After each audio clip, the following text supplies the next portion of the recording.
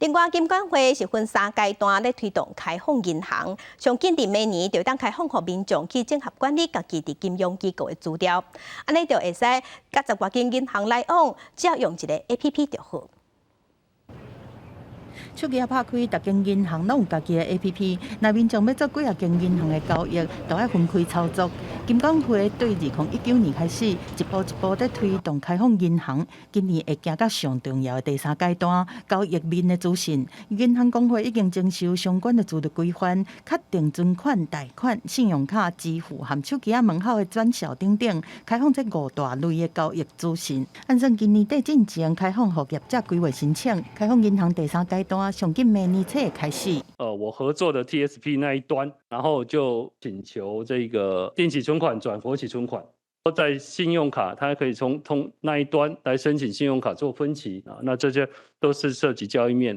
开放银行讲的都是民众会当甲家己伫金融机构所有的资料拢摕走，家己决定讲要甲资料分享互谁。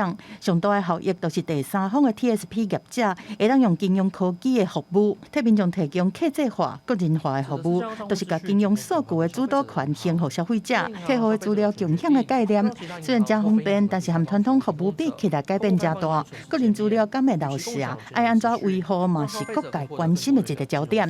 第三方服务的这个业者，资本额通常都没有这个银行来得大，在治安上他们的能够投资的这个金额事实上跟银行不太能比。万一出事情的时候，又会发生，就是说这个资料到底是银行外泄的还是 TSP 外泄的，又会搞不清楚，会变成双方都在推责任。 专家认为讲，银行伫资安防护的部分一直拢做了真好，但是即摆若金融资料走去第三方 TSP 的业者迄边了后，那资料漏泄，谁爱负责任？使用了后发生的争议和权益的保障等等，监管单位一定要定出一清楚的管理规则。责任的分配若无界定清楚，银行恐惊袂遮尔想要合作。记者综合报道。